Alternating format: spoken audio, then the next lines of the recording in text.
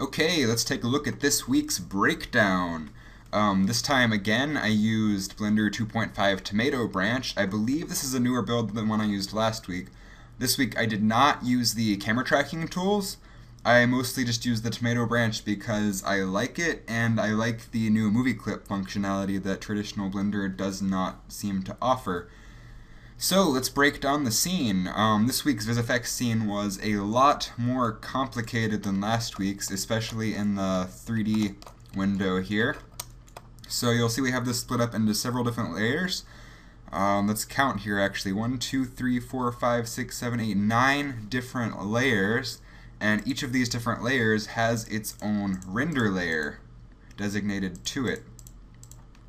Breaking this down, we have the first layer, which has some stuff on it. Let's take a look at this.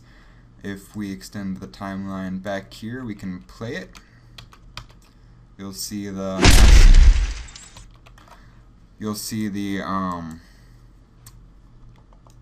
video. We had this mask first of all that masks out everything below it. So when the video first starts rendering, we just get no 3D, just the video, just the plain video by itself, and then as soon as it starts animating, bam, the mask is animated down here, so it goes out of our field of view, and we can see this beautiful piece of rock come flying up out of the ground. Now the rock is just an object with a few different materials on it, and the debris is just a particle system that uses a group as its type, because I was going to make different types of debris, but I ended up running out of time and only used one type. So I could have just used an object, but I ended up using the group type for the particle system. Now it's notable that for the collision, by the way, I have this collider here for the particles, and down here I have a collider that says on collision kill the particles.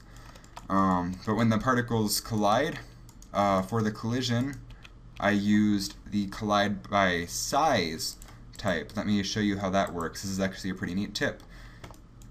Scrolling down here, size deflect. It's right here. It's grayed out right now because I have my cache stored. However, the size deflect works interestingly, and it was really killing me because the particles, originally I had the model small, and when I turned on size deflect, it just wasn't working properly. So what I realized is that the model has to be essentially 2 by 2 by 2 for the size deflect to work properly. Because what it does is it deflects 1 from the radius of the object, and then in the particle settings you turn the size down over here in the particle settings and everything will collide perfectly well. And I turn on some random size here so we get some variation in the debris, and from this distance it looks pretty decent. Let me play that back. Bam! Awesome. Now, the second layer has a dust system, the dust that you saw with the first rock coming out of the ground. And I'm not going to show you that. Actually, I'll try. I'll try on the first one, but it might lag out. Yeah, you're going to notice it's starting to lag out here a little bit. But here's our dust system. I used some particles with, for the emitter, I used some particles with a normal value of 2, and I used initial velocity with the smoke, and then I turned this stuff down. I played around with the settings over here and gave it a dissolve time of 20 just so the smoke would kind of linger around and fade out. That's all I wanted. For smoke, I found the best thing to do is really just mess around with it to get the settings you want. It's notable, however, I originally had the smoke emitter connected to this rock, so the smoke would come pluming down from it when it came out, but that was totally incorrect. It ended up looking so much better having the smoke shoot out from the bottom. Okay, on layer 3 here, we have our spikes that come out, and the debris. This debris, I thought for a long time, long and hard, trying to figure out how to do the debris the best way, and I ended up finding out that the best way to do the debris was honestly just to hand animate it. So I just hand animated every one of these pieces of debris and dirt as these came out, and it ended up looking pretty decent. I can't really complain with how it looks. I like it a lot. Moving along, these two layers right here are reserved for smoke systems for the columns here. These smoke systems work exactly the same as the first one, and to prevent lagging out, I'm not going to click on those layers. I really need more RAM, and coincidentally I ordered some, so later this week I'm going to upgrade from 3 gigs to 10 gigs, and my system should perform better for stuff like displaying smoke systems and for working in the compositor. Moving along further, the layer right here, we have our training dummy object, which I wish he got to be closer up in the view in the actual video because the textures are kind of neat. He has a neat cloth bump map that made him look a little bit more realistic up close. The rig is very simple. I just applied a mesh deform modifier to him and applied him to the cube, and then I rigged the cube with a neat IK system so he's all stretchy and whatnot. I did not rig him directly because I didn't want any mesh collision on the wood and the sack and all the different cloth parts of it and everything. I didn't want any mesh collision. So what I did is I mesh deform modified him to this cube, so he stays relatively the same to however the cube moves. So there will be no mesh collision with him while the cube is distorting. If we actually hide the cube, you can see that it works fairly well. There is absolutely no mesh collision. And I was pretty satisfied with how that worked. The next layer has the final rock and the debris for that, which animates out like that, and then I punch it. It has that debris, then the debris for actually getting punched, I have on a particle system right here that works the same way as the initial debris on the first layer. Bam! When I punch it though, it emits and collides with the ground, again using a size deflect. I actually have 2 pieces of debris for the object for this one, and I always put those behind the camera just to make sure they're not in the shot. On every layer that needs to cast a shadow, by the way, I have the same sun lamp. It's orange, set to 2.5, and samples 12 for the shadow with a soft size of 1, because the shadows aren't that soft in the scene. They're pretty sharp. And moving along to our last layer, we have our shadow catcher. This is purely used for a shadow pass in the render layer. If you notice, here's our shadow catcher render layer, and we have the shadow pass. That's all I use this for on exporting the images. And that's that. So that's pretty much our scene. We have the mask here again. And another thing worth mentioning is I also have a mask on every layer to prevent showing anything that isn't beneath the ground. Like, I don't want pieces that are beneath the ground plane showing in the final video, so I hide everything with a nice mask here. That also keeps us from seeing the other part of the hole, so it actually looks like it's sinking into the ground. So that's that. Looking at materials, all of the materials are very simple. I think the best material in the shot by far is my stone material, so we'll look at that first. It's very straightforward brown material with all procedural textures, just 3 bump maps. So you've got a bump map, a color map, and then some bump for small rocks here with high contrast. The bump map is very simple. I just use a clouds texture, and I found out that Veroni F3 is very good for doing pretty decent procedural stone. I didn't have to paint anything in Photoshop or anything. It's pretty fantastic. I like it a lot. And another thing that's notable is if you're doing stone or gravel or anything that's really rough, a good material to use is the Orinaire as opposed to the general Lambert. As you notice, the Lambert is kind of shinier than the Orinaire, and the Orinaire gives you some roughness options for your material. So moving along, for more materials, oh man, it is lagging out. Okay, moving along to more materials, let's look at our dirt. Our dirt material is very simple again, it's procedural, just some different bump maps for the dirt, and rocks are colored and a bump map here. They poke out, they're a hard cloud noise, but the rest of it is very straightforward, just bump maps, procedural, it's very simple. If I end up uploading a file, which I might not end up uploading because it's gigantic, then you'll be able to play with these. I'll try to figure out a way to upload the file without it destroying your computer. I might be able to upload just the 3D end of things without the compositing end of things because I don't have enough free upload storage space to upload everything on a weekly basis like that. So the other materials I have that are notable are our mask, which, let me find our mask here. The mask is just a shadeless mask transparency alpha 0 map.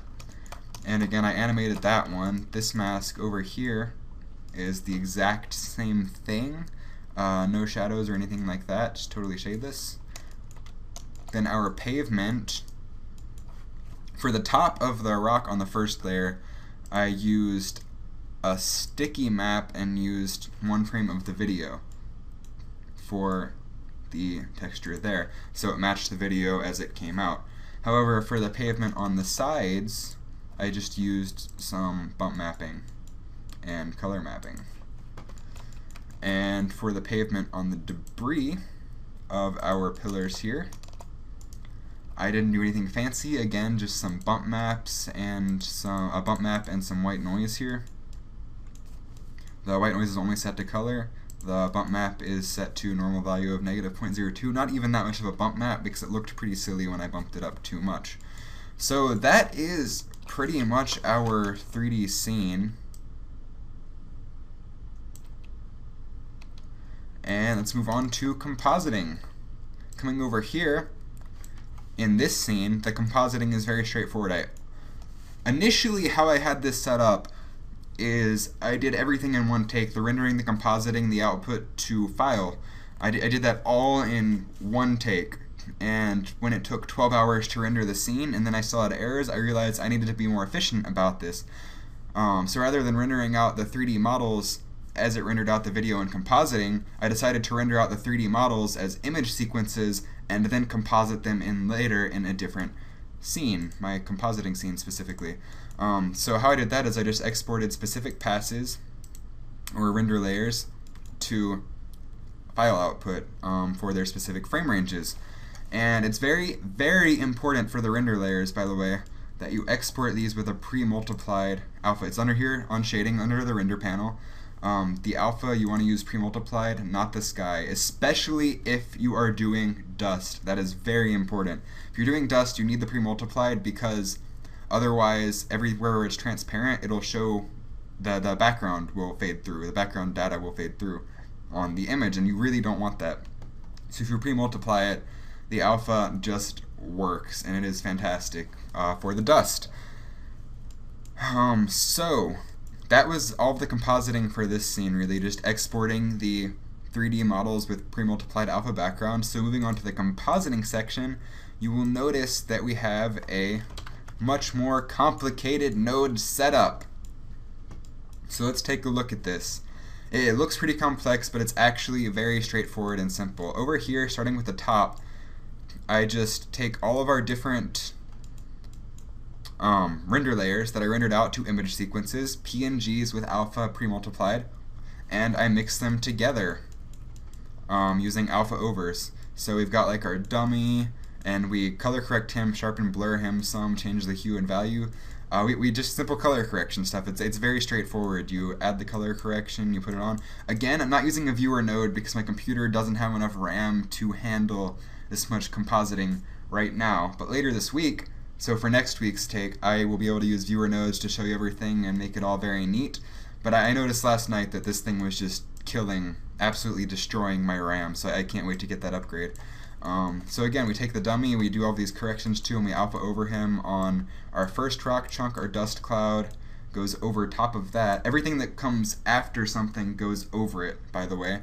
So you have to do everything in the proper order for it being layered over it. Like I wanted the chunk to be over the dummy so it looks like it flies past him. And then alpha the dust over the chunk so it looks right, obviously, because the first rock has the hole on the same layer. Then putting the spikes over, I kept the spikes on the same render layer, if you remember that. So what I had to do is I had to split them up so the final rock that I punched could go in front of one spike and behind the other before it bounced back at me. So how I did that is I just cropped this spike, the left spike, onto its own layer, then put the rock in between, and then put the next spike cropped before the rock. I also had the debris over here. I forgot to mention that. So we have the debris in the rock in between the two cropped spikes. And then we put the dust over both of the spikes. Since they came up before the rock had to go between them, I just put the dust over both of them, and it worked fine. And then I took those, I blurred and sharpened them to match the crappy quality of my video. I honestly wish I had taken better video, but I wasn't paying attention to the focus. But it worked for a compositing challenge. And then I overlaid a simple cloud cells texture. I took the clouds procedural texture and set it to cells mode, and then overlaid it onto the video to get the nice square noise that my video file had. Whew. And then, by the way, I was going to use the alpha channel of all of this just for experimenting, so that's why this is floating over here, but I ended up not actually using it. So then we take all of these that we alpha overed each other, and we take them and we alpha them over the background with the shadow applied. Now the shadow, since I exported everything as individual files, I had to export the shadow passes for each object individually as well, or the rendering would have taken 12 hours just to get a shadow pass. So when I render everything out individually, I render out the shadow passes, and since the shadow pass gives me solid black and white data, at least for the lighting setup that I had this time, I was able to just multiply the shadow passes over each other to get a solid black and white image before color correcting the shadow to get a blue shadow. So I can actually do a viewer node for these. So what I did is I color corrected them, I made it gray, and then added blue to the gray to get the nice blue shadow, and then multiplied that over the background by a factor of the alpha channel. So what that does is it lets the shadow, like I said last week, it lets the shadow only show up in this white area of the alpha map. Then I had to erode it by a distance of -1 because there was a black edge showing where I multiplied it over, and the erode got rid of that. I'll actually show you what erode does because it's pretty useful in the environment. The viewer node. So if we turn on our backdrop now, and we can erode this by a whole lot, or we can grow it, and it does all sorts of neat things. So we took that and alpha overed the foreground transparent pre-multiplied elements onto the background, which, by the way, it's worth noting that the background, I almost dropped my sheet here, the background, it's worth noting that I scaled it to fit the render size regardless, so I could change the render size to 0.5%, full percent, or whatever, and it would fit perfectly because of this scale node. Then when I alphaed it over, I then took it and color corrected everything together. Before I color corrected it, first of all, these transform nodes, I didn't use this translate node, that's why it's muted. You can hit M to mute nodes and it'll act like it's just not there. That was for me experimenting. Then I scaled the image up by just 0.1 relative. And I did that so I could then shake the image. I could get the camera shake that you saw in the video. And I got the camera shake by animating this transform node on the position. I didn't actually end up animating the rotation node, but setting keys on nodes is incredibly useful, by the way. I'm so glad they added that feature into Blender in 2.5. I believe that came with the animate everything. It might have been there beforehand. I don't honestly know because I just recently started using the node system after I was used to using Nuke at school. Which Blender's node system is actually pretty similar to Nuke. The only difference I really noticed is that Blender has a better 3D system than Nuke, and it reads from left to right rather than up to down. Which they're both very, very good software packages. Blender seems to have some memory and efficiency issues, but it works incredibly well. Blender's node system is so powerful. So, looking at the color corrections here, first of all, you'll probably notice I had a vignette. So I did that just by taking one of my textures. I could have taken the video, but I had issues with that, with it loading frames and whatnot, and I got some solid black frames and stuff. But I took the texture, and I used a lens distort to get it to look like that. And then I did a math greater than 0, which changes it to solid white and black. I don't actually understand the math behind that, I just know it works. Thank you, Andrew Price. And then I took that and fast Gaussian blurred it to get a nice vignette that I multiplied over the image.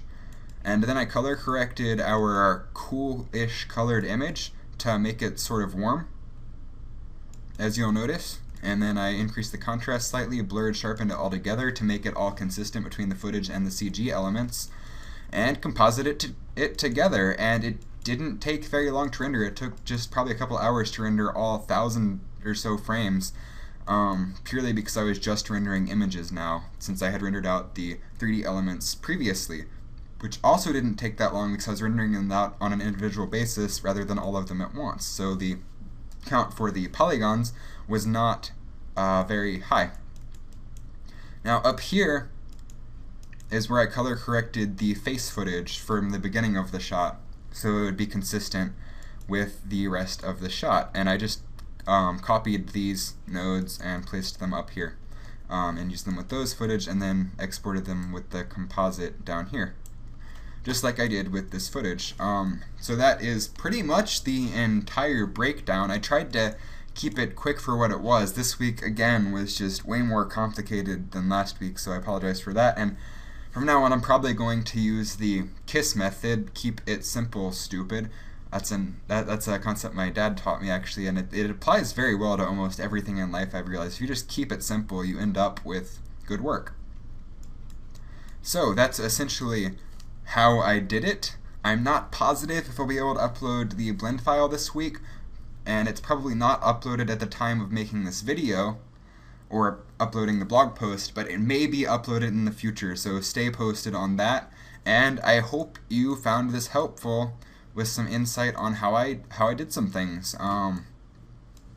So that's that. I hope you enjoyed. By the way, if you have any questions, comments, or concerns, or any suggestions for future topics, please post them in the comments below. I appreciate any sorts of comments, feedback, criticism, or compliments. Anything that you want to give me in the comments, go for it. I appreciate it. Thanks. Or if you have any tips, thanks. And that is it for this week.